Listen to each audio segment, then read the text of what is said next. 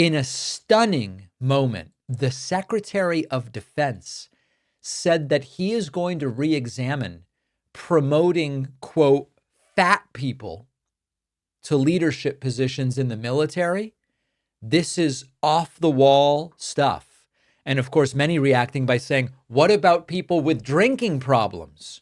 But maybe that is a little too on the nose. Let's listen to a speech, technically, that Pete Hegseth gave. Listen to this. Troops fighting in the unit that many of you will lead are capable, truly physically capable of doing what is necessary under fire. They need to be fit, not fat. Sharp, not shabby.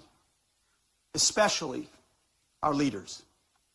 And that's why we're reviewing how the department has maintained standards in the past, especially the last 4 years, and whether those standards have dropped. Yeah. Oh,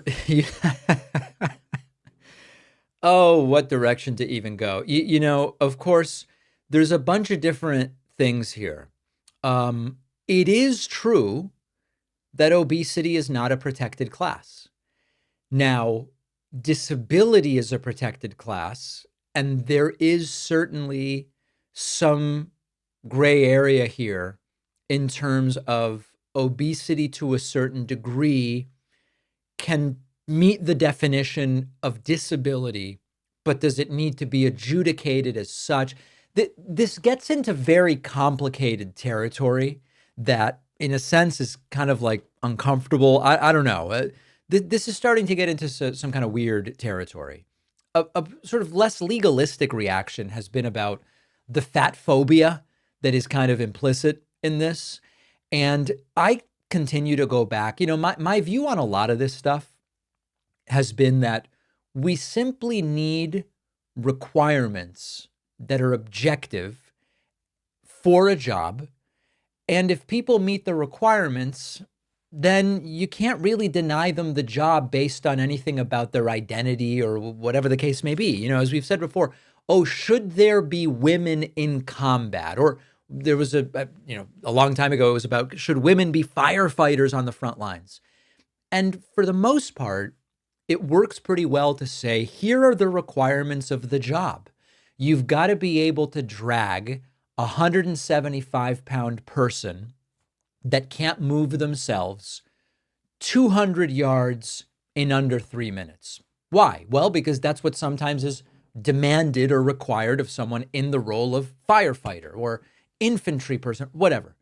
If you can do it, there's no real reason to exclude an individual from that job on that basis. You would then, maybe there's a different reason to exclude them, which you could come up with, but on that basis. So this whole thing about fat people in the military, whatever. I mean, listen, if you're in a role where there is a certain physical requirement, establish what that is. And if someone can't meet it because of their weight or for whatever reason, well, then they don't qualify. This other stuff about, I don't know, someone who sits at a desk and what's their BMI or however, it gets into really wacky territory that is much more about optics and much less about real leadership and getting things done, which is supposedly what Pete Hegseth wants to do. Now, speaking of getting things done, he also says, no more gender or pronoun stuff. We got to really get into war fighting. At the Defense Department, that means no more distractions. No more social engineering. No more climate change worship. No more electric tanks. No more gender confusion. No more pronouns. No more excuses. No more quotas. No more woke bullshit that undermines commanders and command climates. We are laser focused on our mission of warfighting. And of course, a lot of people saying, I thought we weren't at war. I thought the whole thing with Trump was he keeps us out of wars. How is it all of a sudden that we have, let me translate, we have no time for learning. We have no time for educating ourselves. We have no time for becoming more robust by getting off of fossil fuels. We don't have time for any of that because we just need to be war fighting and no fat people either. And then you go, wait a second, I thought we weren't at war. I thought the whole thing with Trump was we're not going to be at war. What?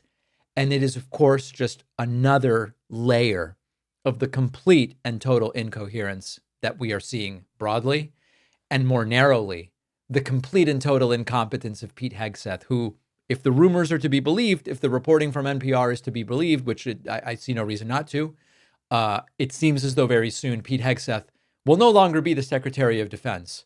And that would be the most fair and just outcome that I can imagine. We've got a great bonus show for you today. Sarah Huckabee Sanders is begging Trump to reconsider his rejection of disaster relief funds for her state of Arkansas. What's going on there? Secondly, it looks as though the White House will be signing an executive order pushing training for skilled trades. Sounds like a pretty good idea. What's the downside? What's this really about? We will talk about it. And finally, the Education Department is going to start student loan debt collections. What is this expected to do to the economy? All of those stories and more on the bonus show. I want to invite you to sign up at joinpacman.com. Thanks very much to the 50 folks who have signed up so far this week. I really appreciate you.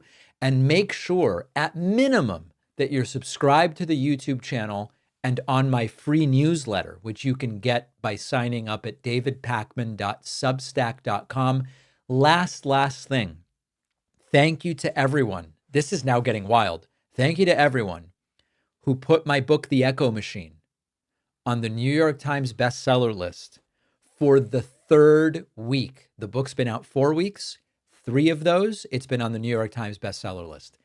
I didn't even know if we would make it once. So thank you to everyone. I am flattered. We will see you on the bonus show, and I will see you back here tomorrow. After researching, writing, refining, The Echo Machine, my book, is finally out. This is not just a book about how American politics got so broken. It's also about what's happening right now and what we can still do to stop things from getting worse. Trump's been back in power. The results have been even more catastrophic than many feared, with targeting of political opponents and gutting democratic institutions, laying the groundwork to even further consolidate power. But the thing is that none of this is inevitable. The same forces that brought us here can be countered if we understand how they work and what to do about them. And that's what the Echo Machine is all about. Some say that without corporate media backing, books like this can't succeed.